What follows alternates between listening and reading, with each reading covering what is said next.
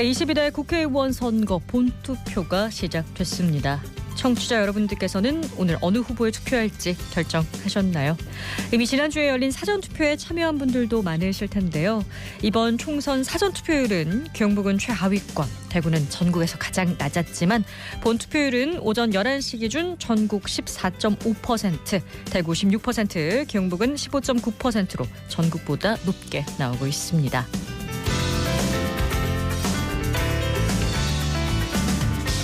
안녕하십니까. 생생매거진 오늘 아나운서 손지민입니다.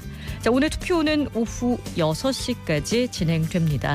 지역의 미래를 바꿀 선택에 유권자분들의 많은 참여가 필요한데요. 이번 선거전은 격전지인 수도권과 부산, 경남과 다르게 우리 지역 대구 경북은 지나치게 조용하고 차분한 분위기였습니다. 자, 오늘 기자의 눈에서는 그간의 선거 과정과 반응들 살펴보고요. 현장 리포트에서는 사전투표 현장 소개합니다. 4월 10일 수요일 생생매거진 오늘 시작합니다. 기자의 눈으로 지역의 현안과 이슈를 들여다보는 시간이죠. 기자의 눈, 경북일보 전재용 기자와 함께하겠습니다. 전 기자 안녕하세요. 안녕하십니까. 네, 오늘 선거 과정을 취재하면서 그간의 과정에 대해서 짚어주신다고요. 네, 제22대 국회의원 선거 유세가 어제부로 마무리가 됐습니다. 오늘 본투표 결과에 따라서 대구 지역의 발전을 위해 일할 일꾼이 선출될 예정인데요. 선거 기간 마지막까지 유권자들에게 소중한 한 표를 호소했던 여야 정당과 후보들의 약속, 그리고 13일 동안 진행된 선거 과정을 취재하면서 드러난 아쉬운 점들을 한번 정리해 보겠습니다. 네, 선거 종료를 앞두고 정당마다 마지막 호소에 나섰는데요. 유권자들에게 어떤 메시지를 전달했을까요? 네, 우선 선거운동 마지막 날인 9일 국민의힘과 더불어민주당을 비롯한 대구민주진보연합 이 대구에서 마지막으로 지지를 호소했습니다. 먼저 국민의힘 후보들은 고개를 숙였습니다. 사전투표율 전국 최저 기록으로 지지층 결집에 약세를 보인 데다가 선거 막바지까지 낙하산 공천 등에 대한 불만 여론이 지역에서 계속 이어졌었거든요. 네. 그래서 모든 후보가 낮은 자세로 한 표를 호소한 걸로 보이고요. 대구 후보 12위는 대구 시민께 드리는 호소문을 발표했는데 호소문에는 입법 독재와 방탄 국회로 민생을 외면하고 윤석열 정부 2년 동안 국정 발목을 잡은 거대 야당을 심판해야 한다는 내용이 담겼습니다. 또다시 거대 야당이 된다면 불체포 특권을 방패 삼아 과거의 폭거를 반복할 것이기 때문에 야당의 폭주를 막을 수 있는 최소한의 의석은 지켜달라고 재차 고개를 숙였습니다. 네. 반면에 더불어민주당은 정권 심판론을 내세우고 있습니다. 대구 12명의 국회의원 모두 용산과 중앙당 눈치만 보면서 허송 세월을 보냈다고 비판하고 대구 시민이 이번만은 따끔한 회초리를 휘둘러서 민주당을 비롯해서 새진보연합과 진보당 등 이제 민주진보연합의 유능한 후보를 선출해달라고 호소했습니다. 각 선거구에서 활동 중인 민주당 후보들도 더 나은 사회와 지역을 만들기 위해서 경쟁이 필요하고 이번만은 일할 기회를 주셔야 한다라는 메시지로 유권자들을 마지막까지 설득했습니다. 네, 그리고 조국혁신당도 선거운동 마지막 날 대구를 찾았는데요. 조국혁신당과 녹색정의당이 유권자들에게 던진 마지막 호소 뭐였습니까? 조국혁신당의 조국 대표가 영당권의 범민주 진보 유권자들의 표심을 좀 끌어모으기 위해서 본투표 하루 전날인 9일 부산과 대구를 잇따라 방문한 걸로 보입니다. 조 대표가 이날 그 중구 동성로에서 대구가 보수 지역이라고 말하지만 대구 시민이 나라를 사랑하는 마음은 다르지 않을 거다. 그리고 영남이 바뀌는 결심을 하면 대한민국 전체가 바뀐다라고 밝혔고요. 또 이어서 윤석열 정권이 지난 2년간 해왔던 실정과 비리, 무책임과 무도함은 진보 보수의 문제나 영원함의 문제가 전혀 아니다. 대파 한 단에 875원이라고 말하는 게 진보 보수하고 무슨 관계가 있느냐 반문하기도 했습니다. 조 대표가 대구 방문에 앞서 부산을 찾아서 범야권 200석 목표와 김건희 여사의 수사를 내세웠는데 이에 대해서도 압도적으로 몰아주시면 지난 한 달 동안 저희가 했던 약속을 진짜 지키겠다라고 재차 밝혔습니다. 녹색정의당은 제22대 국회에 반드시 필요한 정당임을 내세웠고요. 대구시당 같은 경우에는 사과와 대파 이제 물가 상승이 네. 기후 위기와 좀 같은 문제로 연결을 지으면서 기후 정치 실현을 약속을 했습니다. 전세 사기 피해 등 이제 사회적 약자의 곁을 변함없이 지켜갈 진보 정당이라고도 강조를 했고요. 네. 그리고 비례위생 정당 참여를 단호히 거부한 원칙을 지킨 진보 정당이자 20년간 지켜왔던 독자적 진보 정당이 22대 국회에서도 유지될 수 있도록 지지해달라 이렇게 호소했습니다. 네, 이 여야 정당 후보들이 유권자들의 선택을 바란 만큼 자질과 능력을 보여줬을지 궁금한데요. 자, 먼저 국민의힘에 대한 지역 여론 어떻습니까? 보수 지지층이 두터운 지역인 만큼 전체적으로 우세를 나타내고 있습니다. 다만 이번 총선에서는 유독 부정적인 여론이 좀 많이 들렸었는데요. 대표적으로 국민의힘 낙하산 공천에 대한 비판 그리고 이에 따른 불만 여론이 계속 지속했습니다. 예를 들어서 A 지역구에 공천을 받은 국민의힘 후보 같은 경우에는 이미 지자체에서 시행해서 마지막 절차를 앞둔 현안을 공약으로 내세워서 좀 공약 마련에 무성의했다라는 지적을 받았고요. 네. B 지역구에 공천을 받은 국민의힘 후보 역시 후보자 본인이 내세우는 뚜렷한 공약이 없어서 21대 국회의원의 공약을 그대로 물려받았다. 그래서 이 부분을 제대로 이행하겠다고 하지만 마찬가지로 좀 성의가 없고 정체성이 없는 후보가 아닌가라는 비판을 받기도 했습니다.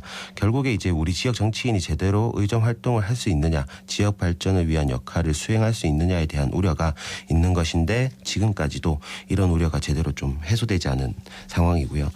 그리고 또 선거 기간에 TK 지역 격전지로 분류됐던 경상과 중랑구 선거구에 대한 지원 유세가 수차례 이루어졌었는데 전국적으로 보다 많은 의석수를 확보해야 하는 국민의힘 입장에서는 지역의 표심을 끌어모은다는 목표가 있었겠지만 다른 지역의 지원 유세를 간 우리 후보를 보는 지역 유권자들 같은 경우에는 우리 지역을 제대로 신경 쓰고 있는지 다잡은 물고기처럼 대하는 게 아닌가라는 불만이 나오기도 했습니다. 그렇군요. 일부 우려가 있었고 불식은 되지 않았다 이런 평가를 내려주셨고요. 야당에 대한 여론은 어떻습니까? 민주당을 포함한 민주진보연합을 향해서는 인물난이라는 혹평이 계속 이어졌었는데요. 민주당과 새진보연합, 진보당 등 3개 정당이 이번 총선에서 연합체계를 구축해 11개 선거구에 후보를 냈습니다. 하지만 일부 지역을 제외한 다수 지역에서는 좀 큰 반향을 일으키지 못했다라는 평가가 나오고 있습니다. 그동안 지역을 누비면서 주민과 1대1로 만나서 유세를 벌일 때는 진정성이 느껴진다, 열심히 할 것 같다라는 평가를 받은 반면에 TV 토론회와 같은 공식 석상에서 지역 현안에 대한 토론을 주고받는 과정에서는 실망감을 느낀 유권자들이 상당히 좀 많았던 것으로 보입니다. 대구에서는 초선에 도전하는 국민의힘 후보가 4명뿐이고 나머지 8명은 재선, 3선, 4선, 6선에 도전하는 베테랑 현역 의원들이기 때문에 아무래도 의정활동가 경험 그리고 현안 파악 등에서 야당 후보들이 좀 논리적으로 밀리는 게 아닌가 이렇게 생각이 들고요. 조금 더 철저하게 준비를 했어야 하는 게 아니라는 아쉬운 목소리도 많이 들렸습니다. 네, 선거 기간에는 후보자들이 공약과 지역 현안에 대한 해결책을 두고 경쟁을 벌이기도 하는데 이번 대구 지역 총선 과정에서 눈에 띄는 이슈가 없었다 뭐 이런 반응도 많더라고요. 네, 원래 앞서 이슈가 이슈들을 또 정리해서 함께 소개해드리고 싶었는데 이슈가 없어서 소개시켜드릴 이슈가 없습니다. 대구 12개 지역구 선거활동과 후보 간 공방들을 두루 살펴봤는데 지역 현안에 대한 치열한 경쟁이나 건설적인 토론이 이뤄지는 지역은 전무하다고 해도 좀 과언이 아닌 것 같습니다. 대구 정치 1번지로 불리는 수성구 갑 같은 경우에는 여야 후보들이 공약과 비전을 사전에 발표하고 계속 추후에도 발표했지만 공식적인 토론장에서는 현 정권과 지난 정권의 실책이나 이번 총선 과정에서 발생한 각종 논란을 두고 입씨름을 많이 벌였고요. 그리고 격전지로 분류된 중랑구에서도 공천의 잘잘못을 따지거나 북방 한계선을 놓고 북한의 주장을 옹호했는지 안 했는지를 묻고 답하는 지역 발전과 무관한 공방이 있어 답답함을 좀 토로하는 유권자들이 많았을 걸로 보입니다. 대표적으로 홍준표 대구시장의 SNS를 통해서 밝혔는데 이슈가 빈약한 대구 총선이 부끄럽다라고 지적을 했습니다. 네, 이제 22대 국회의원 선출하는 선거가 마무리될 텐데 아쉬운 점이 좀 가득해 보이네요. 네, 대구 이번 총선에 대해서 다양한 비판이 있었지만 개인적으로는 인물난이라는 평가가 좀 가장 부합하는 선거가 아니었나라는 생각이 듭니다. 여야를 막론하고 지역에 대한 이해도가 낮으면 현안이나 정책과 관련된 토론보다는 과거의 잘잘못을 따지는 경우가 많기 때문에 이번 총선에서도 그런 점이 많이 아쉬운 것 같고요. 일부 지역 유권자들은 투표하기까지 고민이 많을 것 같은데 유권자들께서 어느 후보가 우리 지역의 발전에 도움되는 인물인지 면밀하게 살펴보고 투표해 주시고 당선 이후 후보가 아닌 국회의원으로서 빠르게 역량을 갖추고 지역을 위한 진정한 일꾼이 되도록 시민과 함께 저도 살펴보도록 하겠습니다. 네, 지역의 미래를 책임질 분들입니다. 여러분의 소중한 한 표 기대하겠습니다. 지금까지 경북일보 전재용 기자와 함께했습니다. 고맙습니다. 감사합니다.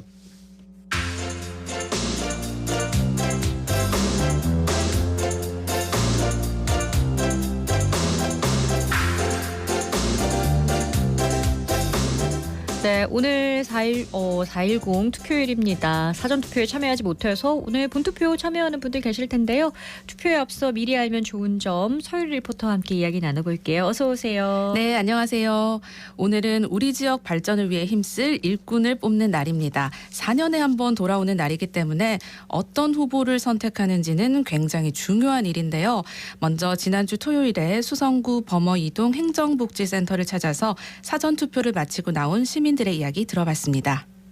정대석입니다. 투표 절차가 굉장히 간소하고 이렇게 잘 투표할 수 있게끔 안내가 되어 있었고요. 아무래도 언론 홍보를 가장 많이 참고한 것 같습니다. 나라 운영을 책임질 이 정당을 뽑고 국회의원을 뽑는 것에 대해서 굉장히 자부심을 가지고 있습니다. 아주 기쁩니다. 제가 찍은 국회의원 후보님이 당선이 되면 좋겠지만 다른 후보님이 당선이 되더라도 국정 운영이 안정적으로 운영이 되었으면 좋겠습니다. 심현영입니다. 5분 안쪽으로 걸린 것 같고요. 되게 수월하게 진행했습니다. 저는 그냥 인터넷 플랫폼 같은 데서 제가 거주하고 있는 곳의 후보분들 공약이나 이력 그런 거 모아져 있는 거 보고 비교하면서 투표했습니다. 투표율이 좀 더 많이 올라갔으면 좋겠어요. 저도 어릴 때는 정치 잘 모르기도 하고 누구를 뽑아야 되지? 너무 많기도 하고 그래서 대충 하자 이런 생각이 있었는데 직장인이 되고 삶의 전선에 뛰어들다 보니까 제 삶, 어떤 서민들의 삶에 공감을 해주시고 그런 정책을 펼쳐나가는 분을 뽑는 게 되게 인생에서 좀 중요하다고 생각을 합니다. 가족들이랑 같이 투표를 하게 되었습니다.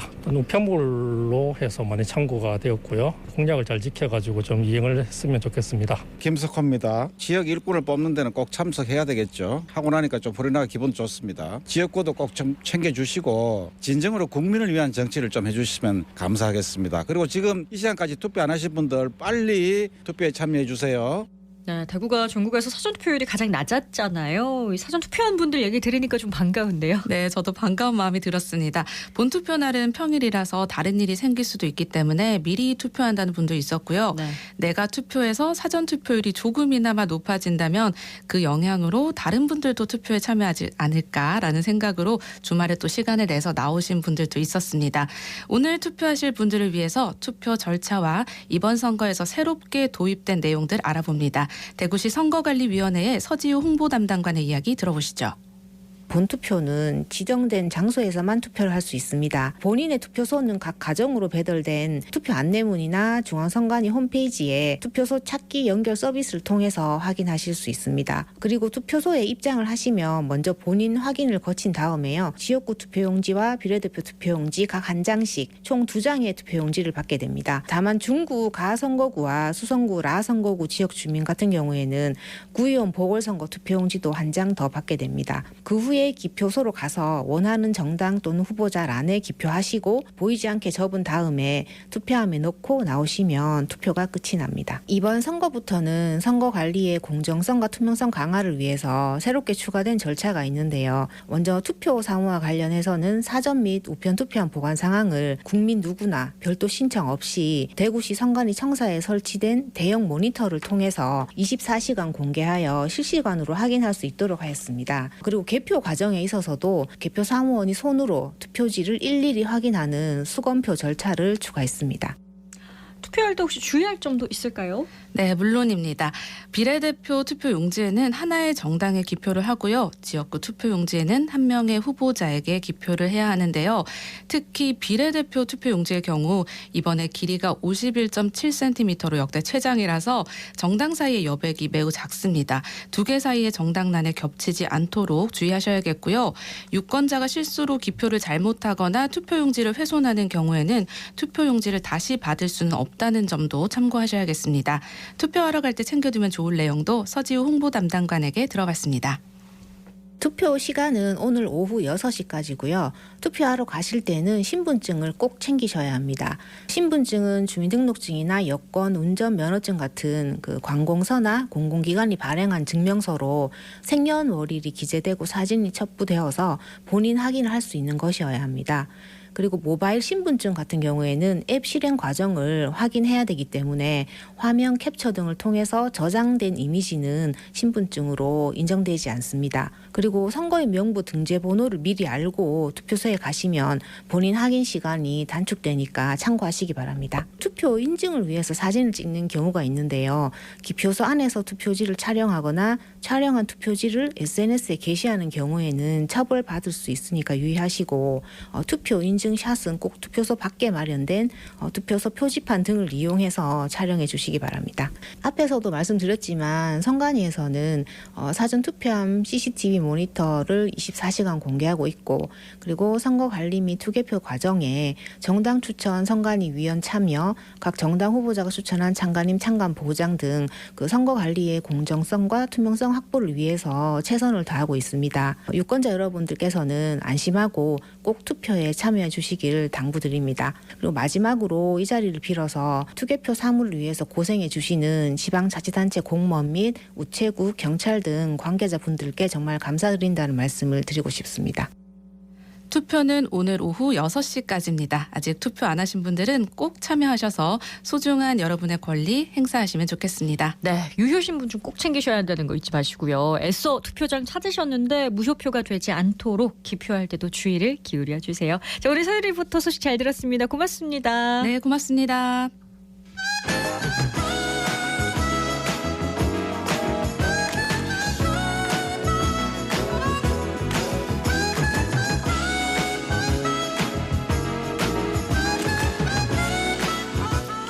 사회적 가치와 공익을 실현하고 환경을 지키며 마을 주민의 삶의 질을 높여서 더 나은 함께 사는 세상을 그려봅니다. 함사세요. 오늘은 대구시 사회적 경제지원센터 황희순 선임연구원과 함께합니다. 안녕하세요. 네, 안녕하세요. 네, 오늘은 어떤 기업을 소개해 주실까요? 네, 오늘은 범어 이동의 노후주택단지 주민들이 힘을 모아 만든 협동조합이자 마을기업인 야식골 협동조합을 소개해 드리려고 합니다. 야식골이라는 지명 아마 많은 분들께서 좀 생소할 것 같은데요. 어떤 뜻인가요? 네, 야식골 협동조합은 범어 시민근린공원에서 이름이 변경된 야식골 공원 인근의 오랜 주택단지의 주민들이 모여서 만든 협동조합인데요.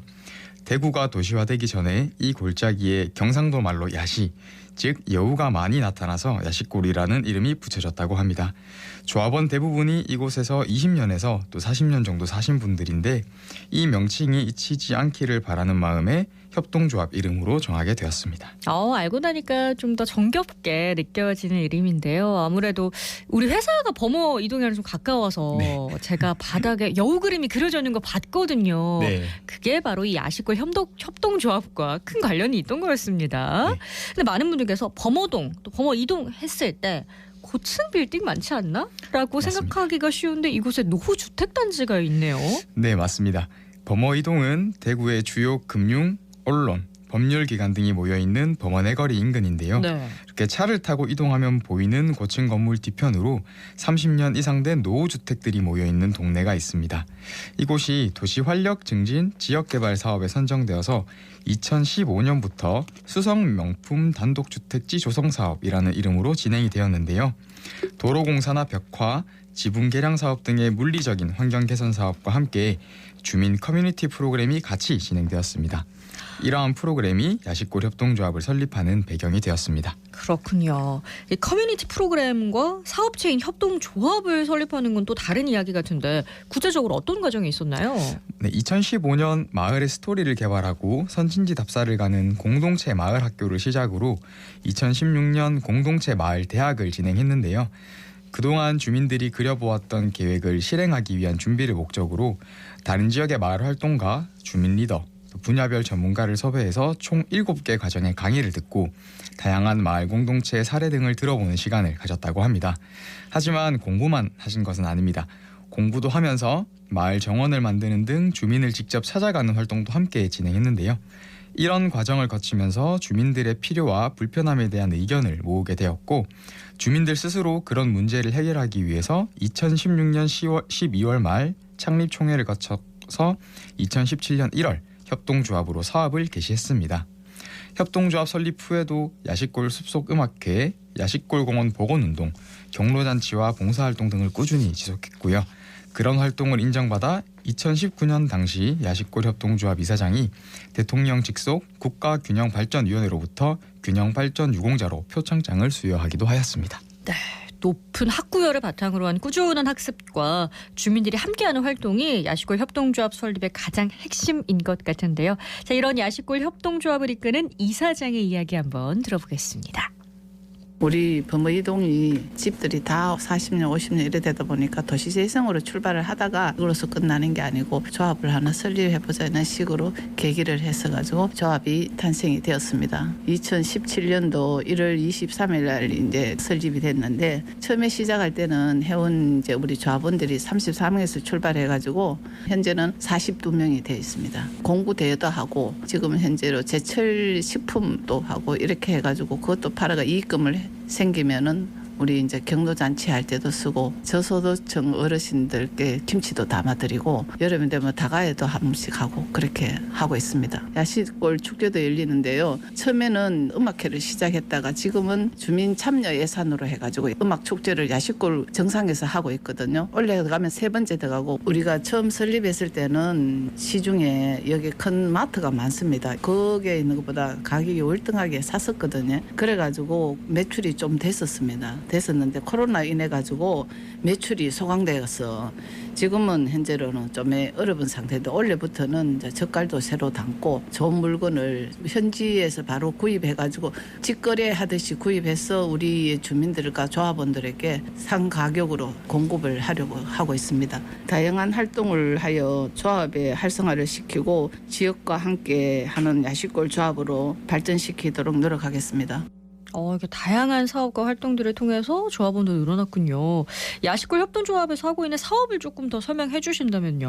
네, 이사장님도 잠깐 소개해 주셨는데요. 네. 지금은 생산지 또는 생산자 직거래 방식으로 전국 각지의 제철 농수산물을 조합원과 주민에게 판매하는 것이 가장 주요 사업입니다. 물론 요즘은 스마트폰으로 집에서 간편하게 전국의 유명한 먹거리를 받아볼 수 있지만 야식골의 조합원과 주민 대부분이 고령이라 인터넷으로 내가 원하는 제품을 찾고 또 구매하는 것을 어려워하는 분들이 많습니다. 네. 이러한 주민들의 불편함도 해소하고 또 법인 수익도 창출할 수 있기에 야식골 협동조합 설립부터 현재까지 가장 핵심 사업으로 진행하고 있고요. 또 30년 이상 된 주택들이 많다 보니 집집마다 이런저런 수리가 필요한 경우가 있는데요. 가정에서 항상 모든 공구를 다 구비해 놓기가 사실상 불가능하기 때문에 네. 야식골 협동조합에서 각종 공구를 대신 구비해두고 필요한 주민들에게 빌려주는 마을 공구 도서관 사업도 진행하고 있습니다. 네, 단순히 돈을 벌기 위해서가 아니라 주민들의 애로사항도 해결을 하면서 수익도 창출할 수 있는 사업을 구상하신 거군요.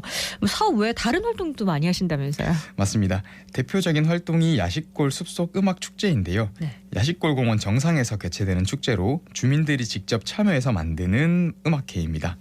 단순히 음악회만 하는 것이 아니고 오는 주민에게 다양한 먹거리와 놀거리도 제공하는 마을 축제입니다. 이렇게 숲이 있는 공원에서 하는 축제라 혹시 숲이 훼손되지 않을까 우려하는 분들도 있으실 텐데요. 야식골 협동조합에는 이런 야식골 공원을 관리하고 가꾸는 활동도 함께 하고 있습니다. 깨끗하게 유지하는 것은 물론 편백나무를 심어 주민들에게 더욱 쾌적한 쉼터가 될 수 있도록 야식골 협동조합에서 관리하고 있습니다. 이외에도 지역에 있는 독거노인 등 소외계층을 위한 기부 그리고 경로잔치 등 주민들을 위한 여러 활동들을 이어오고 있습니다.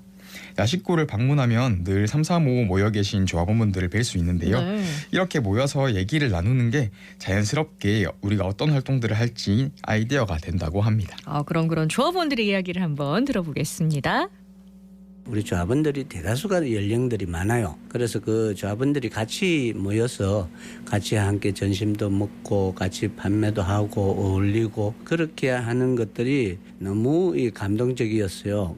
집수리는 할 줄 아는데 공구가 없어 못하는 분들에게 다양한 공구를 우리가 공급을 해요. 집수리에 대해서 모르는 부분은 조언도 해주면서 다양하게 활동을 하고 있어요. 주민들한테도 우리가 이제 산지 직송으로 해가지고 제철에 나는 농수산물을 공급을 하는데 젓갈 같은 건 또 우리가 직접 여기서 담아가지고 숙성을 해서 아주 우수한 품질의 젓갈을 주민들한테 공급을 해주고 지금은 소문이 나서 그런 것들을 많이 찾으니까 더더욱 이제 좀 뿌듯하기도 하고 나이가 전부 조금 연세들이 먹고 하니까 좀 힘들어는 해도 참 보람이 있다고 생각을 합니다.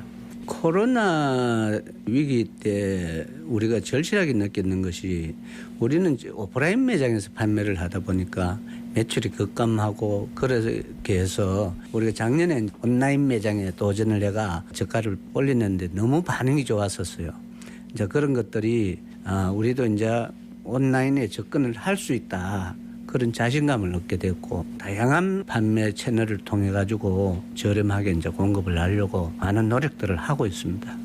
네, 이렇게 끊임없이 노력하는 모습 참 인상적인데요. 앞으로 야식골 협동조합의 목표는 무엇인가요? 네, 사업적으로는 그동안 인근 주민과 조합원만 대상으로 판매하던 제품의 판로를 더욱 확대하는 것입니다. 특히 야식골 협동조합에서 만드는 젓갈이 맛이 좋기로 입소문이 자자하다고 하는데요. 이 사업을 전문화하고 확대해서 야식골의 핵심 사업으로 발전시키고자 하는 목표를 가지고 있습니다. 하지만 무엇보다 야식골 협동조합의 목표는 야식골을 살고 싶은 마을로 만드는 것에 있는데요. 네. 수익 사업을 확대하는 것 또한 사업을 통한 수익을 마을 기금으로 조성해서 생활 환경이나 문화를 개선하기 위함입니다. 이를 통해 지금 살고 있는 주민은 더욱 살기 편하고 젊은 층도 들어와 살고 싶은 마을로 만들어 야식골이 더욱 활기찬 마을이 되는 것이 야식골 협동조합의 목표라고 할 수 있습니다. 네, 지금까지 대구시 사회적 경제지원센터 황희순 선임연구원과 이야기 나눴습니다. 고맙습니다. 네, 감사합니다. 네, 오늘 대구와 경북 지역은 대체로 흐린 날씨 보이겠습니다. 낮 기온은 14도에서 20도 분포로 어제보다 1, 2도가량 높겠고요. 미세먼지 농도는 보통 수준을 보이겠습니다. 그런데 대기가 매우 건조해서요. 바람도 강하게 불고 있어서 작은 불씨가 산불로 이어지기가 쉽습니다. 야외 활동하실 때는 각종 화재 사고에 각별히 주의하시기 바랍니다. 생생매거진 오늘이 준비한 순서는 여기까지입니다. 지금까지 아나운서 손지민이었습니다.